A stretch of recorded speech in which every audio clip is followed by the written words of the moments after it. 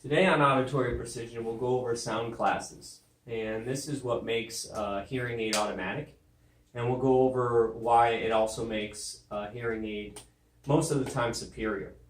Now, most of the information that I gather for filters and compression, along with a lot of the technology found in digital hearing aids, is from a digital hearing aids book by Arthur Schwab.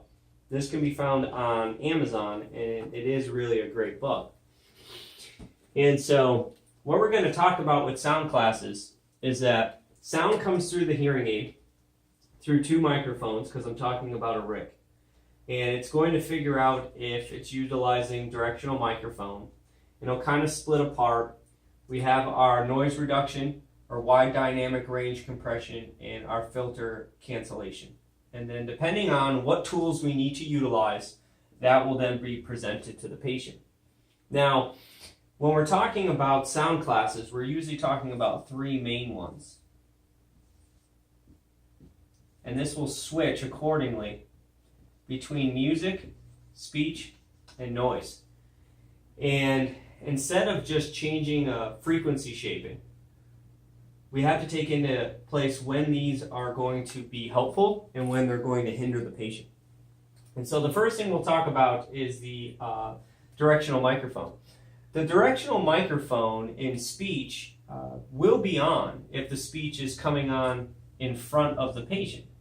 However, if I'm walking with my spouse in the evening or driving in the car, not only will the automatic directional microphone be useless, it'll actually hinder the conversation. So we're going to pick and choose when it's on with speech here. However, it will most likely always be on in noise pointed forward, because we're trying to do our best with understanding speech and noise. But it will never be on in music, because with music we do always want to use the omnidirectional mic to get to enjoy music in all of its clarity. With noise reduction, we went over a little bit of this in another video. Noise reduction does not help music at all. And noise reduction can really only help out speech if speech is 15 decibels louder than the noise around it. Even if it can do that, the byproduct is that speech becomes more awareable, but it never really increases intelligibility of speech. But we always want to use it in noise to make things more comfortable for the patient. The other thing that we get to go through is our feedback cancellation. Feedback cancellation, obviously we're going to have it on high when I'm around noise, and in speech it might need to be utilized, it might not. But in music, it's a bit tricky. So what happens in music is I have a higher chance of what's called a phantom signal. And a phantom signal is when the hearing aid thinks it needs to utilize feedback cancellation. And so we actually hear the noise coming from the hearing aid. And a good example of this is that in music, if somebody's playing the flute at a high frequency for a long period of time, the hearing aid might mistake that for feedback and start to play feedback cancellation to try to cancel it out. But after the flute is done playing, I might still hear the signal from the hearing aid called a phantom signal. So because feedback is more sensitive at higher frequencies, when the hearing aid feels that it's in music, I'm going to basically reduce the gain in those high frequencies and so be able to enjoy the music that I'm listening to.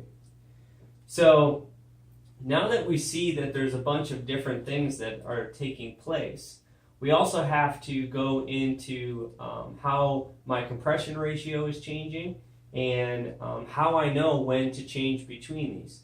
So my wide dynamic range compression is also going to change.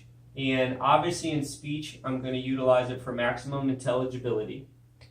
In noise, it will change accordingly.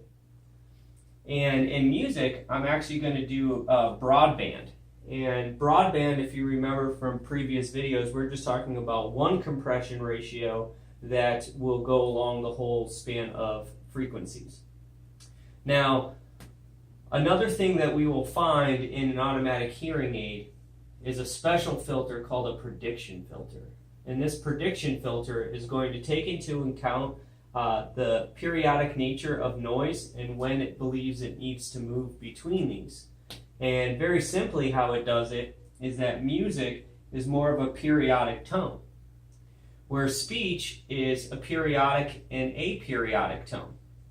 And so the hearing aid will predict whether I'm listening to music or where I'm dealing with speech, and then all of these will change accordingly to make it the best environment as possible.